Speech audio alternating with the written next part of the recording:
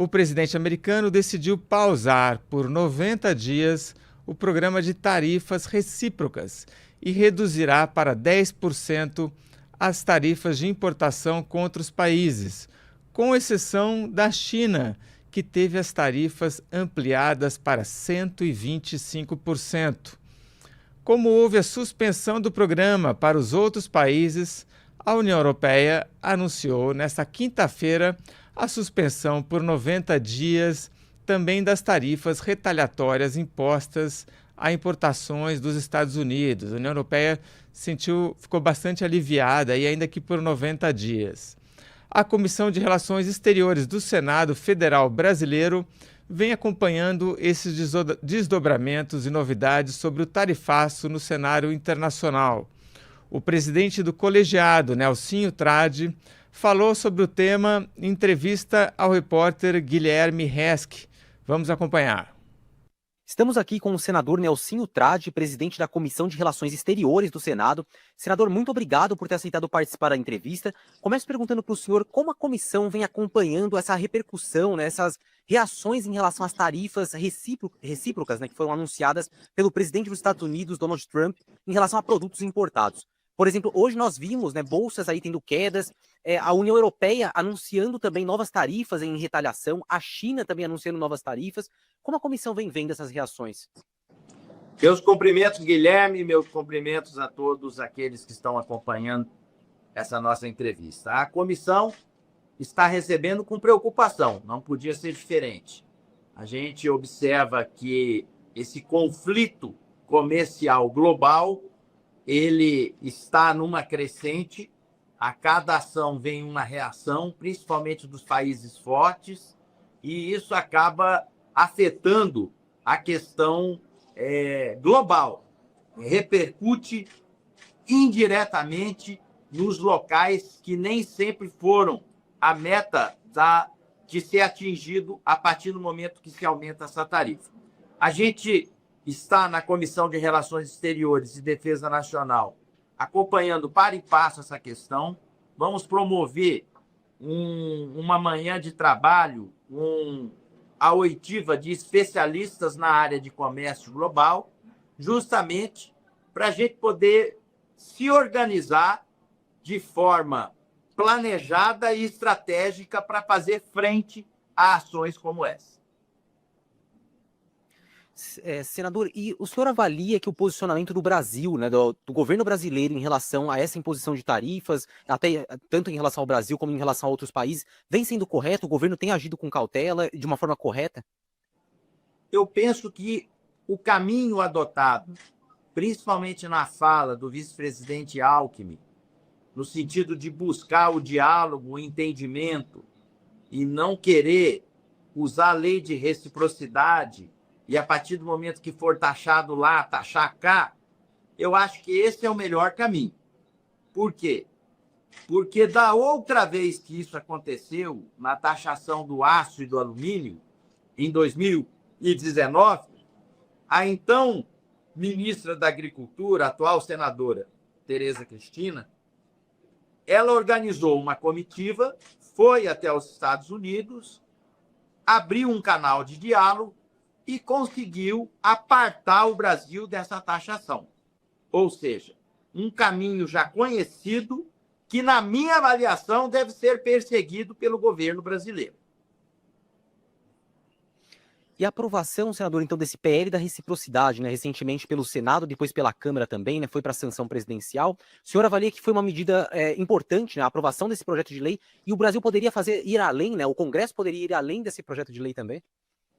Sim, a lei da reciprocidade é um instrumento legal, vamos dizer para as pessoas poderem entender, é um escudo que o Brasil tem, legal, legítimo, para poder reagir.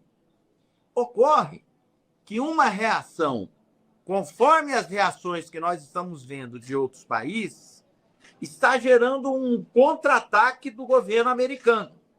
Está obstinado em fazer valer essas taxações e voltar o comércio dele apenas para dentro dos Estados Unidos, desprezando o restante do comércio global, do mundo afora. Porém, se você for analisar quanto tempo leva uma tramitação de um questionamento junto à Organização Mundial do Comércio, de um conflito de comércio global, você vai observar que essa tramitação dura anos e mais anos, podendo até vencer o mandato do atual presidente dos Estados Unidos e isso não ser exaurido. E essa situação não ser resolvida. Ora, se isso foi constatado aqui por nós, qual que seria o melhor caminho, de uma forma prática, objetiva, para a gente poder tentar resolver isso? Temos a lei de reciprocidade? Temos, está aqui ela. Mas nós não vamos mexer com ela. Nós vamos organizar uma comissão, vamos até os Estados Unidos, abrir um canal de diálogo com o governo e com o Congresso americano, para que o Brasil possa ser apartado dessa situação. Por que eu falo assim? Porque o Brasil, a hora que você for ver a balança comercial com os Estados Unidos, para os Estados Unidos, o Brasil é amplamente positivo, favorável.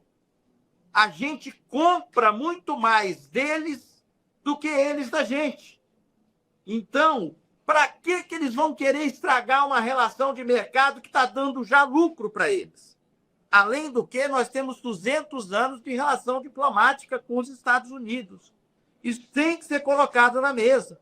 Não são 200 dias nem 200 meses, são 200 anos. Eu penso que esse deveria ser o caminho a ser trilhado pelo governo brasileiro e também pelo Congresso Nacional para fazer frente ao Congresso americano. Esse diálogo entre a diplomacia brasileira e a dos Estados Unidos americana já vem acontecendo, né? Já vem tendo essas negociações para que se retire talvez essa tarifa extra, né, que foi anunciada de 10%, ou ainda está previsto um encontro entre as diplomacias? Eu penso que eles já estão conversando, isso não foi publicizado ainda, mas a gente observa os sinais de que essa conversa já existe e eu recebi no nosso gabinete o encarregado de negócios da Embaixada Americana, onde, de uma forma clara, foi dito que esse é o melhor caminho a ser trilhado.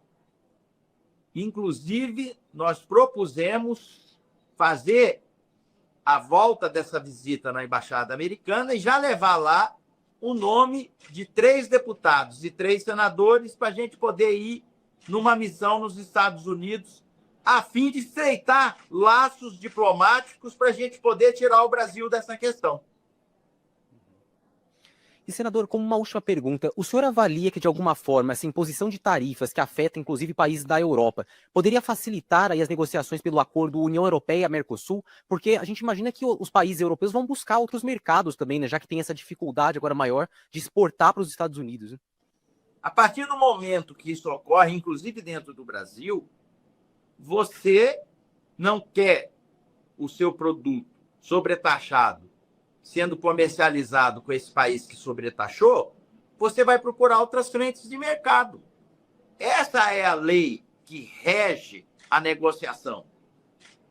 Quem não quer, deixa para lá. Vai ter gente que quer. Por quê? Os produtos brasileiros são atestados com sanidade e qualidade. Então, eles estão dando a oportunidade para que a gente abra novas frentes de mercado. Dentre elas, a questão da acordo de livre comércio do Mercosul com a União Europeia. O senhor acredita que esse acordo vai ser concretizado num futuro breve ou ainda deve demorar? Olha, eu digo a você que com essa situação atual, ambos os blocos serão forçados a apressar a concretização e a colocação deste acordo em prática. Porque a partir do momento que ele passa a ser praticado, você vai aliviar eventuais prejuízos que a sobretaxação está causando, não só na América Latina, que é a questão do Mercosul, como também na Europa.